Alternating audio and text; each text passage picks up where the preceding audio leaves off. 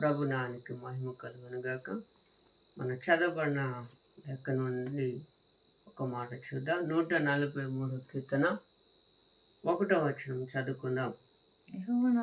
యెహోవా నా ప్రార్థన ఆలకింపుము, నా విన్నపములకు సెవియొగ్గుము. నీ విశ్వాసతను బట్టి నీ నీతిని బట్టి నాకు ఉత్తరమేము. చిన్న ప్రార్థన. గనుడా యేసయ్యా నీకు వందనాలు. సమయంలో నీ పాదాల దుఃఖొస్తున్నాం అయా, చదవబడిన లేఖనాల ద్వారా నీ బిడ్డలైన మా అందరితో మాట్లాడండి.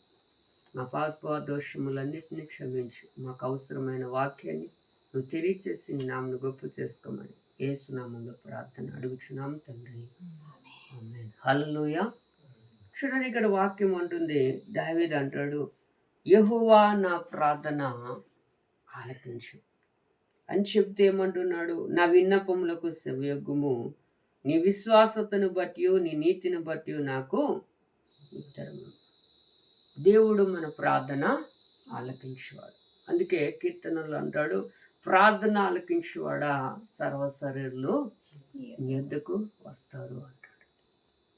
అదే కీర్తనల్లో ఇంకో మా దగ్గర అంటాడు, నిజముగా మొర్రపెట్టు వారికి నేను సమీపముగా ఉన్నాను అని చెప్తూ ఉన్నాడు. కనుక ఈరోజు హృదయపూర్వకంగా దేవునికి ఏం చేయాలంటే ప్రార్థన చేయటం మనము నేర్చుకోవాలి. ఇక్కడ దావీదు అదే అంటున్నాడు, నా ప్రార్థన ఆలకించు, నా విన్నపాలకు ఏమిట సెవియొగ్గు. ఆయన యెషయా గ్రంథం 59:1 అంటాడు కదా, రక్షింపనేరకయుండునట్లు నా హస్తము కూర్చు కాలేదు, విననేరకయుండునట్లు నా చెవులు మందము కాలేదు. అంటే ఆయన మన మనవి ఆలకించే దేవుడుగా ఉన్నాడు.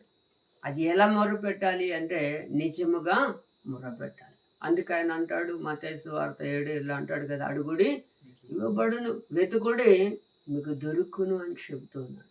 హల్లెలూయా. చూద్దాం, ఇంకొక మాట చూస్తున్నట్లయితే అదే 143 కీర్తన 11వ వచనంలో ఒక మాట అంటాడు. చూడండి, అక్కడ అంటాడు, యెహోవా నీ నామమును బట్టి నన్ను బ్రతికింపుము, నీ నీతిని బట్టి నా ప్రాణమును శ్రమలో నుండి నన్ను తప్పించు. చూడండి, ప్రార్థిస్తున్నప్పుడు దావీదు ఎలా ఉన్నాడంట? శ్రమలో ఉన్నాడు. అందుకే 18వ కీర్తనలో అంటాడు, నా శ్రమలో నేను యెహోవాకు మొర్రపెట్టాను అంటాడు. 121వ కీర్తనలో అంటాడు, కొండల తట్టు నా కన్నులెత్తుచున్నాను, నాకు సహాయము ఎక్కడి నుండి వచ్చును? సహాయం చేసే దేవుడికే మనం మొర్రపెట్టాలి. అది ఎలా మొర్రపెట్టాలంటే హృదయపూర్వకంగా దేవునికి మొరపెట్టడం మనం నేర్చుకోవాలని వాక్యం చెప్తుంది. హల్లెలూయా. మరి ఈరోజు నువ్వు నేను ఎలా మొరపెడుతున్నాం? అసలు మన ప్రార్థన దేవుడు ఆలకిస్తూ ఉన్నాడా? దేవుడు ఆలకించేలాగా మన యొక్క ప్రార్థన జీవితం ఉండాలని ఇక్కడ దావీదు ద్వారా మనము నేర్చుకోగలుగుతాం. హల్లెలూయా.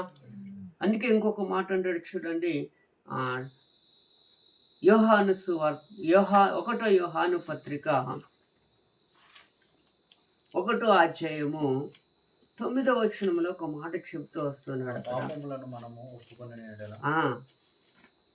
మన పాపములను మనం ఒప్పుకొని ఎడల ఆయన నమ్మదగిన వాడును నీతిమంతుడును గనుక ఆయనే మన పాపములను క్షమించి సమస్త దుర్నీతి నుండి మనలను పవిత్రులుగా చేయను. చూడండి, మనం ప్రార్థన చేసినప్పుడు ఏం చేయాలంటే మన పాపాలను మనము ఒప్పుకోవాలి.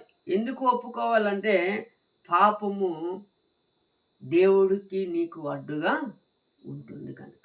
ఆ పాపం ఎప్పుడైతే తొలగించబడుతుందో అప్పుడు మన ప్రార్థన దేవుని దగ్గరికి నేరుగా చేరగలుగుతుంది. అందుకే ఇక్కడ వాక్యం అంటుంది, మన పాపములు మనం ఒప్పుకొని ఎడల ఆయన ఎలాంటి వాడంట? నమ్మదగిన దేవుడై ఉంటున్నాడంట. హల్లెలూయా. ఏం చేస్తున్నాడు? ఆయన మన పాపములను క్షమించి సమస్త దుర్నీతి నుండి మనల్ని ఏం చేస్తాడట? పరిశుద్ధులుగా చేస్తాడని వాక్యం చెప్తుంది. కనుక ఈరోజు నువ్వు నేను పాపమును హృదయములో దాచిపెట్టుకొని మనం ప్రార్థన చేస్తే ఆయన మన ప్రార్థన ఆలకించడు. ఎందుకని? ఆయన పరిశుద్ధమైన దేవుడు. మన ప్రార్థన ఆయన ఆలకించాలి అంటే మన హృదయములో ఉన్న ప్రతి కల్మషం ఏం చేయాలి? దూరపరచబడాలి అని వాక్యం చెప్తుంది. ఇక్కడ ఇంకొక మాట చూస్తున్నట్లయితే 71వ కీర్తన 2వ వచనములు కూడా అంటాడు, నీ నీతిని బట్టి నన్ను తప్పించుము, నన్ను విడిపింపుము, నీ సెవియొగ్గి నన్ను రక్షింపుము. చూడండి, దేవుడు ఎవరి ప్రార్థన ఆలకిస్తాడట అంటే నీతిగా ఉన్న వారి ప్రార్థన, యథార్థవంతుల యొక్క ప్రార్థన. అందుకే ఆయన ప్రార్థన ఆలకించే దేవుడుగా ఉన్నాడు. ఈరోజు మన ప్రార్థన దేవుడు ఆలకించాలంటే మనము కూడా దావీదు వలె మన యొక్క స్థితి ఉండాలి. యథార్థంగా మన జీవితం ఉండి ఆయనకు ప్రార్థన చేస్తున్నప్పుడు దేవుడు ఏం చేస్తాడు? మన ప్రార్థన ఆలకించేవాడుగా ఉన్నాడు. హల్లెలూయా. ఇంకొక మాట మనం చూస్తున్నట్లయితే 31వ కీర్తన 1వ వచనములు కూడా ఆయన ఒక మాట చెబుతూ వస్తున్నాడు. చూడండి, యెహోవా నీ శరణుజొచ్చి ఉన్నాను, నన్నెన్నడును సిగ్గుపడనీయకుము, నీ నీతిని బట్టి నన్ను రక్షింపుము. ఏమంటున్నాడు చూడండి, నన్ను సిగ్గుపడనీయొద్దు. మన దేవుడు సిగ్గుపరిచే దేవుడా? కాదండి. అందుకే వాక్యం ఉంటుంది, సింహం పిల్లలు లేమి కలవై ఆకలి కొనును, కానీ నన్ను ఆశ్రయించి వారికి ఏ మేలు కొదువై ఉండదు. దేవుడు నమ్మిన వారికి ఎన్నడూ సిగ్గు అనేది ఉండదు. అందుకే ఇక్కడ అంటున్నా, నేను శరణుజొచ్చునయ్యా, నన్ను ఏం చేయమంటున్నావో రక్షించు అని ఇక్కడ ఏం చెప్తున్నాడు? దావీదు ప్రార్థన చేస్తున్నాడు. ఈరోజు నువ్వు నేను కూడా, ప్రభా నా ప్రాణాన్ని నువ్వు కాపాడు, నన్ను రక్షించు అని ప్రార్థన చేయాలి. అందుకే వాక్యం అంటది పరలోక ప్రార్థనలో, నన్ను శోధనలో తెక దుష్టుని నన్ను తప్పించు. ఎందుకంటే మనం అంత్య దినాల్లో ఉన్నాము కనుక దుష్టుడు ఎవరిని మృంగుదునా అనట దుష్టుడు ఏం చేస్తున్నాడట? పొంచి చూస్తున్నాడని వాక్యం చెప్తుంది. హల్లెలూయా. మరి ఈరోజు నువ్వు నేను కూడా ఆ యొక్క దుష్టుని యొక్క నుండి, అంటే దుష్టుడు కలగజేసే ప్రతి శ్రమ నుండి తప్పింపబడాలంటే హృదయపూర్వకంగా ప్రార్థన చేసేవారిగా ఉండాలి. ప్రార్థన చేసేటప్పుడు మన హృదయంలో ఉన్న ప్రతి పాపం ఏమవ్వాలి? దూరపరచబడాలి. ఎప్పుడైతే దూరపరచబడుతుందో అప్పుడే మన ప్రార్థన దేవుడు ఏం చేయగలుగుతాడు? ఆలకిస్తాడు. హల్లెలూయా. ఆయన పరిశుద్ధుల యొక్క ప్రార్థన మీద సెవెగ్గే దేవుడు. ఇంకొక మాట చూస్తున్నట్లయితే 140వ కీర్తన 6వ వచనములు కూడా ఒక మాట చెబుతున్నాడు. చూడండి, అక్కడ అంటాడు, అయినను నేను యెహోవాతో ఇలాగూ మనవి చేయుచున్నాను, యెహోవా నీవే నా దేవుడవు, నా విజ్ఞాపములకు సెవియొగ్గుము. చూడండి, దావీదు ఏమంటున్నాడు? నీవే నా దేవుడవు, నేను చేస్తున్న విజ్ఞాపనలకు నువ్వేం చేయమంటున్నాడు? సెవియొగ్గు అంటున్నాడు. అందుకే ఎందుకు అంత ధైర్యంగా మాట్లాడుతున్నాడు అంటే దావీదు యొక్క హృదయము దేవుని యొక్క హృదయముతో ఏకమైపోయినది కనుక. హల్లెలూయా. అందుకే అంత ధైర్యంగా చెప్పగలుగుతున్నాడు. ఈరోజు నువ్వు నేను కూడా దేవునికి అలా అడగటం మనం నేర్చుకోవాలి. ప్రభువా నా విన్నపాలకు నువ్వు ఏం చేయాలి? సెవియొగ్గు, నాకు సమాధానము కావాలి అన్నది అడగాలి మనం. అప్పుడే దేవుడు నా ప్రార్థన ఆలకించగలుగుతాడు, జవాబును సంపూర్ణంగా ఇవ్వగలుగుతాడు. ఇంకొక మాట చూస్తున్నట్లయితే ఇంకొక దగ్గర అంటాడు. చూడండి, 2 సమూయేలు రాసిన గ్రంథము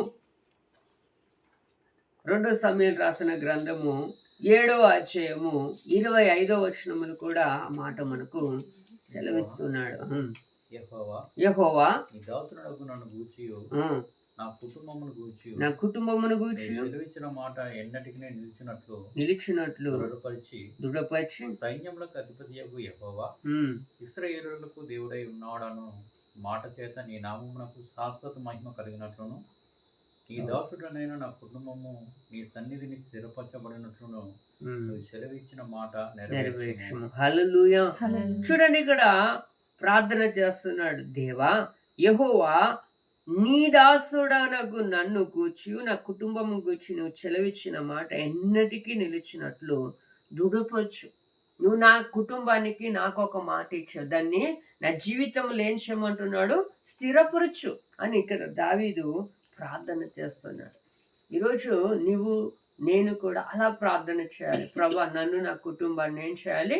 రక్షించు, నన్ను కాపాడు ప్రభా అని ప్రార్థన చేయాలి. ఎందుకంటే ఈ అంత్య దినాలలో మనము పడిపోకూడదు. హల్లెలూయా. ప్రార్థన లేని వాడు ఏమైపోతారట? పడిపోతారు. ప్రార్థనలో ఎలాంటి ప్రార్థన ఉండాలంటే దేవుడు అంగీకరించే రీతిగా మన ప్రార్థన ఉండాలి. ఇక్కడ దావీదు యొక్క ప్రార్థన దేవుడు అంగీకరిస్తున్నాడు. ఎందుకంటే ఆయన ప్రార్థన ఆలకించేవాడుగా ఉన్నాడు. హల్లెలూయా. మరి ఈరోజు నువ్వు నేను మన యొక్క ప్రార్థన ఎలా ఉంటుంది? దేవుడు మన ప్రార్థన ఆలకించేదిగా ఉంటుందా? దేవుడు మన ప్రార్థనను తృణీకరించేదిగా ఉంటుందా?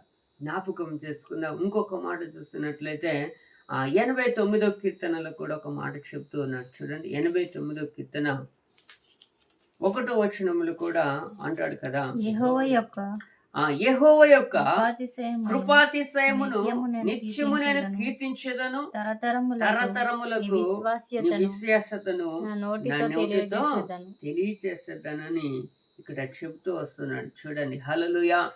యెహోవా యొక్క కృపాతిశయములు నిత్యము నేనేం చేస్తాను? కీర్తిస్తానని చెప్తున్నాడు. దేవుణ్ణి మనం ఎప్పుడు ఘనపరిచేవారుగా ఉండాలి. హల్లెలూయా. అలా ఉన్నప్పుడే దేవుడు మన ప్రార్థన ఆలకించగలుగుతాడు. ఈరోజు నువ్వు నేను ఎలా ఉన్నావు ఒకసారి జ్ఞాపకం చేసుకుందాం. దావీదు వల్లే హృదయమును తెరిచి, ప్రభా నా ప్రార్థన ఆలకించు, నా విజ్ఞాపనలకు సెవియొగ్గు ప్రభా అని ప్రార్థన చేద్దాం. కనుక ఈరోజు వాక్యం వింటున్న నీవు నేను నిజంగా దేవునికి మొరపెడుతున్నామా? ఒకసారి పరీక్ష చేసుకుందాం. ఈ కొద్ది మాటలు దేవుడు దీవించును గాక. ఆమేన్.